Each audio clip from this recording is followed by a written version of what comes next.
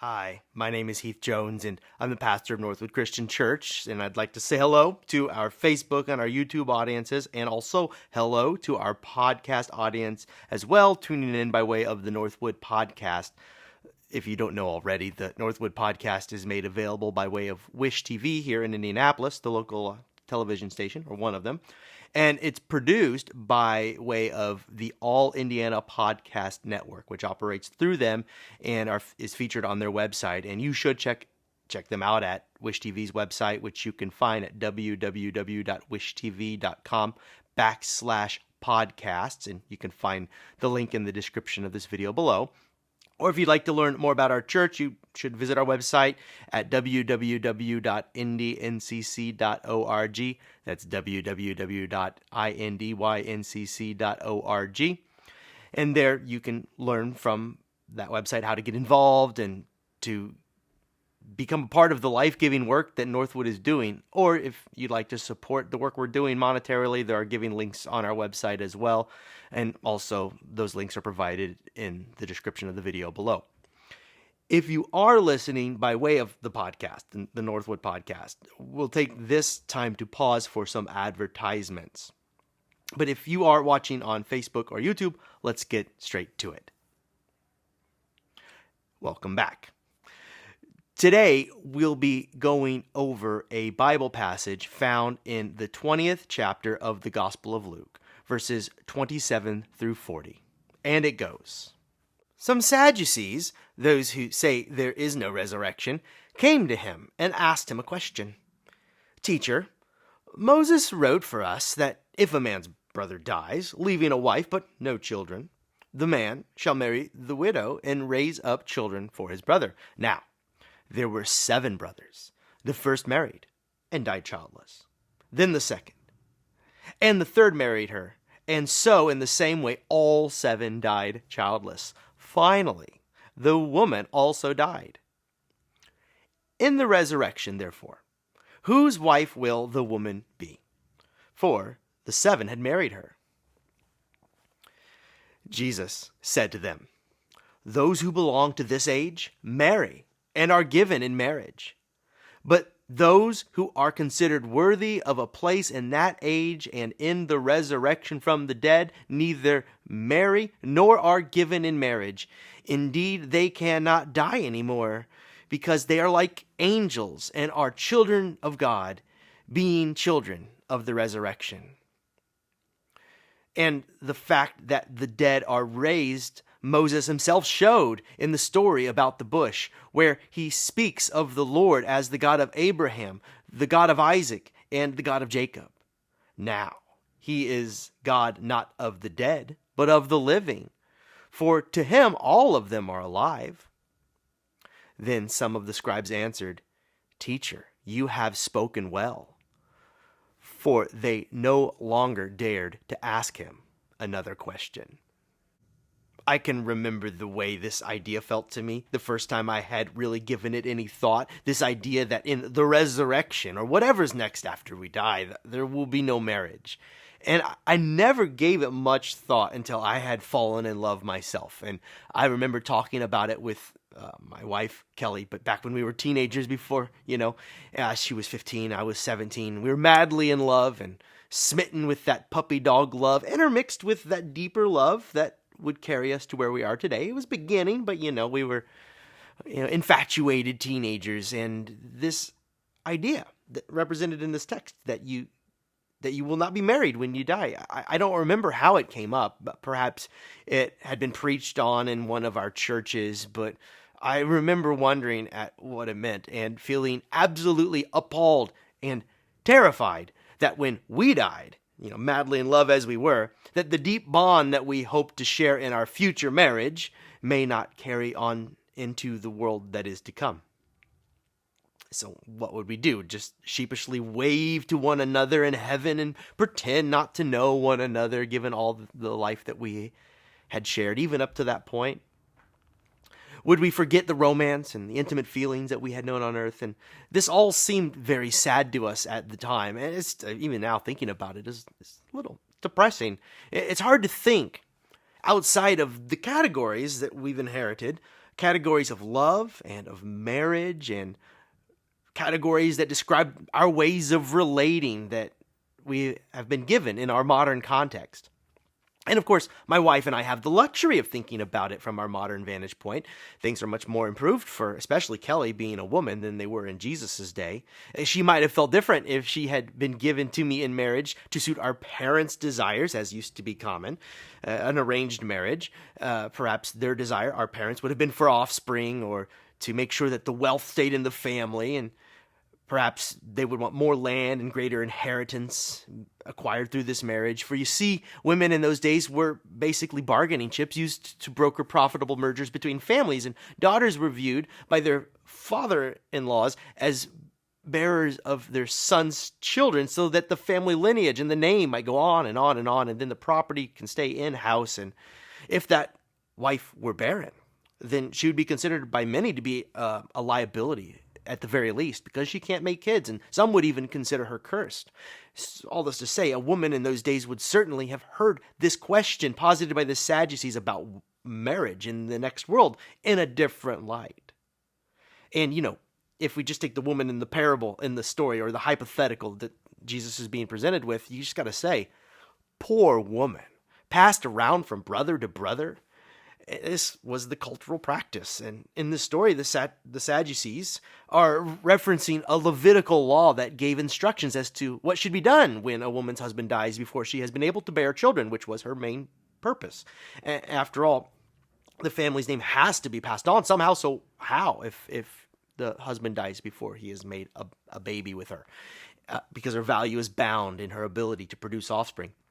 So their answer is she gets passed on to the next brother, with the idea that the brother will sire children in the name of his deceased brother, so that the family name will continue. And she has no choice in the matter, it seems. She's simply handed on to the next brother. And my wife Kelly and my brother and I used to joke about this ancient law that the Sadducees are referencing in the story. You can find it in the Torah, in the Pentateuch. And we imagined how it would be if things were the same today, or if we took that teaching seriously today. And the idea was laughable from our vantage point, as my wife and brother are certainly no fit match in that way. But it's just funny to think about. But the idea becomes far less laughable if you consider what it might have actually been like to have been passed around in such a way. You can imagine a woman listening in on this conversation between Jesus and this Sadducee, this religious leader, wondering if there is indeed any justice in this life or in some other life to come. Because this question of justice is the whole point of this conversation. It's not really about marriage or what marriage means in the next life. The main point gets lost in these details about marriage and wondering what it will be like. This isn't at rock bottom a question about marriage. The question is, as I said, about justice. And modern readers, you and I often will miss this point. This interaction is about whether or not the ways humans organize and behave in history will be repeated in whatever comes next when we die. In this woman's instance, will the laws and the rules about marriage and her place in society be repeated? Will she always be passed around? And the woman listening in on the conversation wants to know if the injustices perpetrated by her culture, her traditions, and the institutions around her would continue on. When she dies, she would be wondering, will she be an eternal widow? Someone who is destitute and ostracized, as widows were in her day, and for all eternity. Or will she be beholden to 7 different husbands after she dies, if her circumstance matches the one described by this Sadducee asking Jesus the question? Will the injustices foisted upon her be rectified? When she dies, will she be free from the abuse or be beholden to it forever?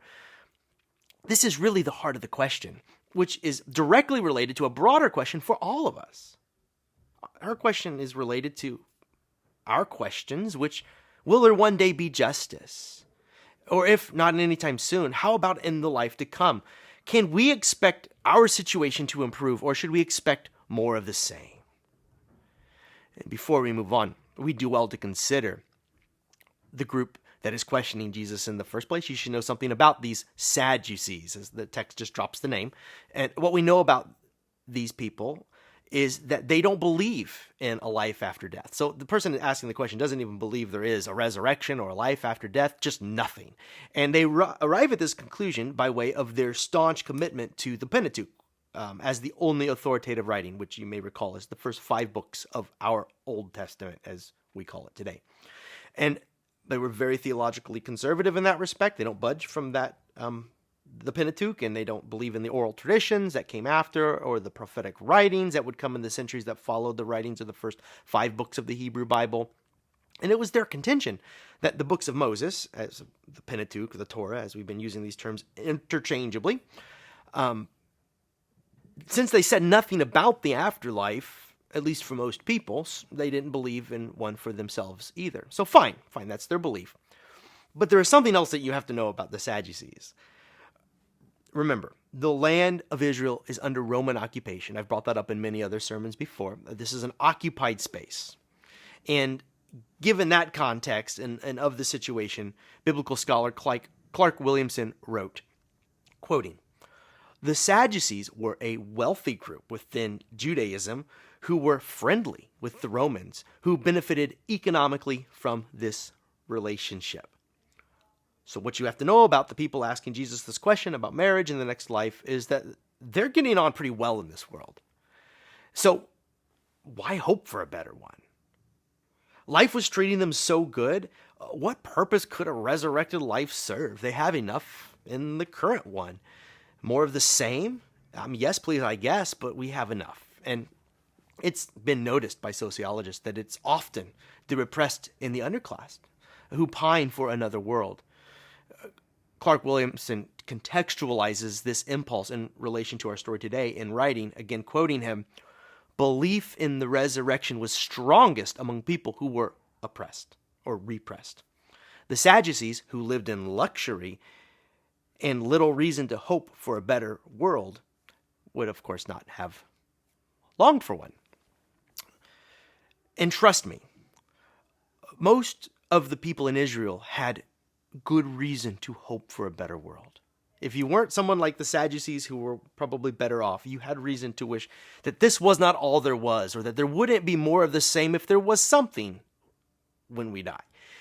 It started centuries before, as the people of Israel were met with heartbreak after heartbreak, invasion after invasion, injustice after injustice. Sounds like the telling of human history, really.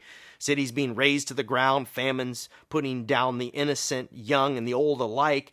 And the reasoning goes, if there is a God, and if God is just, fair, and has our best interest at heart, then there has to be a reckoning. If not now, someday, maybe when we die. But the Sadducees think there's no afterlife. There were other opinions. The Pharisees, for instance, often framed as antagonists to Jesus in the Gospels. But on this matter, Jesus and the Pharisees agree against the teachings of the Sadducees. They believe in a resurrection. Minister and biblical scholar Bill Loader explains it this way, quoting him. "The Pharisees embraced the idea of resurrection from the dead. It was a way of putting flesh on hope, so to speak, in days when justice in this world seemed irretrievable. The righteous would surely be rewarded. They will surely be raised from the dead. Otherwise, life does not make sense." Others included the obverse side of the coin. Those who perpetrate injustice must be brought to account. This is clearly not going to happen in this life. Then they will have to be raised from the dead and brought to trial. Resurrection from the dead and judgment are commonly linked. Such ideas may have developed under the influence of Persian thought. They were also a way of trying to make sense of the hope which Israel wanted to espouse, based on the fact that God is a liberator. Jesus and his movement belong in the circles which espoused such notions. End quote. Just reading that to explain how there was this idea in opposition to the idea of the Sadducees that there was a resurrection. Jesus shared this belief along with the Pharisees, and because there needs to be justice, if not here, where? Maybe in the life to come. In the end, it's all about justice. Justice for the poor and marginalized. Justice for the rich and the powerful. So the first thing Jesus does when he's asked this question about marriage in the afterlife is he quickly swipes it away because it's a trap, and he knows it. It misses the point entirely. The Sadducees try and envision an afterlife, which they do not believe in, as some continuation of the current order of things. It's like they can't envision a world where the institutions and customs in this life that serve to perpetuate injustice come to an end, and then are overcome and transformed by the wisdom, love, and righteousness of God. And why should they envision a world where the institutions and customs that perpetuate injustice are overturned? Because they have benefited so well by them. But imagine if you were a woman in Jesus' day, listening in on this conversation. Perhaps your husband was dying, and you're wondering if you're going to be passed on to your husband's brother as if you were merely a receptacle for that family's babies and nothing more. Imagine listening in on this conversation, wondering intensely about what Jesus' answer to the Sadducees might be, only to have Jesus blow the whole thing up and saying, there will be no marriage as you know it now.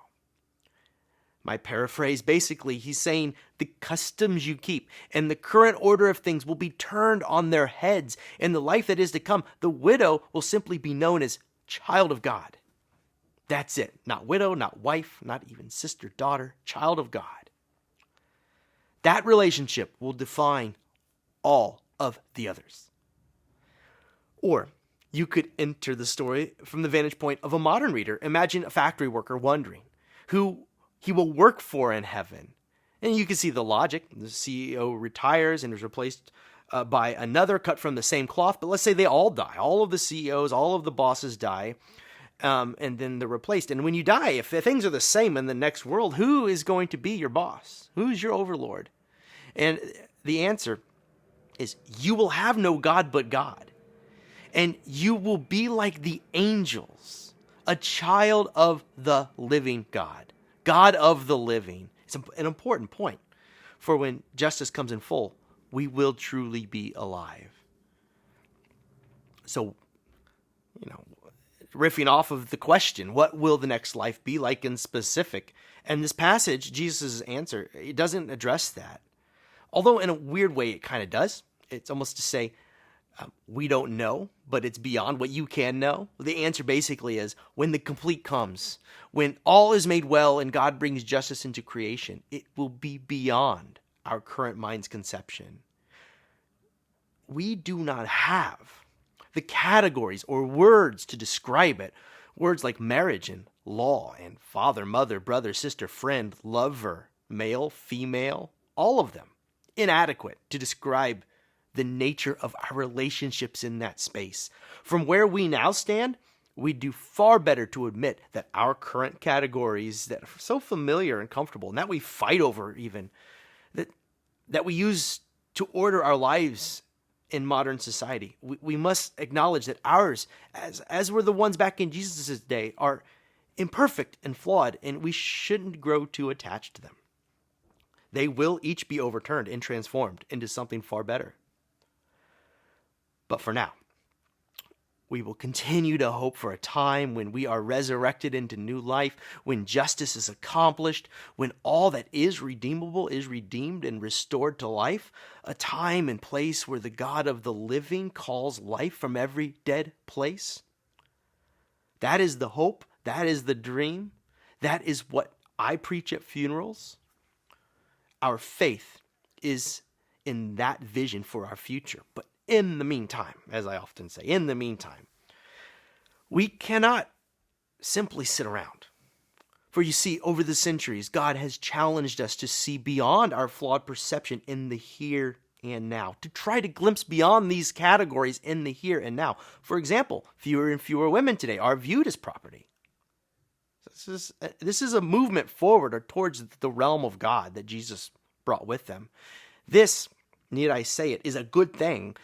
And also, fewer and fewer societies view slavery as a justifiable practice. There was a time when the institution of slavery, the institutions of slavery, were assumed as normal by many societies, and today this is becoming increasingly rare. These are but a few examples of ways in which humans have rethought the old orders of things and have moved closer to God's vision for humanity. And when we see all peoples as brothers and sisters, that's the goal, God's vision. When we see all peoples as brothers and sisters, or perhaps more, but who knows? But there is still work to do. We still live in a time when racial inequities are baked into our economy and our governing institutions. As sure as Jesus envisioned a time when the widow need not be used by the men in her husband's family, we, the body of Christ, must envision a time when racial inequity is a thing of the past, when homophobia is a thing of the past, when sexism is finally a thing of the past. And the list of unjust societal practices is long in every age, and I'm sure you have your own. There are numerous other issues. The calls for justice are too many to count and overwhelming. But the good news of today's teaching is this. In the end of things, or should I say, at the beginning of creation's new chapter, God will bring justice and wholeness to all creation. This is our hope that we hold, that we cling to. As Jesus reminds us, this is a hope that is buried deep in our ancient stories. As surely as our God is the God of the living, the God of Abraham, Isaac, and Jacob, who lived thousands of years ago, our God today, same God, will see us through to newer and newer life. This is a reckless hope that lays fairly near the heart of our faith, that God will lead us into a just reality. In the meantime, we strive to create a more just world. Or as we pray every week in church, thy kingdom come, thy will be done on earth as it is in heaven. And because our God is the God of the living, we have hope for life in the future. Our faith calls us to hope that God will lead us to a just world. If you are like a widow waiting for justice for you and others like you, hold on to this hope. Our God is leading us into life. May God hasten the day. And for now, we strive towards that day, for a more just world with every fiber of our beings. May the realm of God find us and transform us. May it be so. May it be so. May it be so.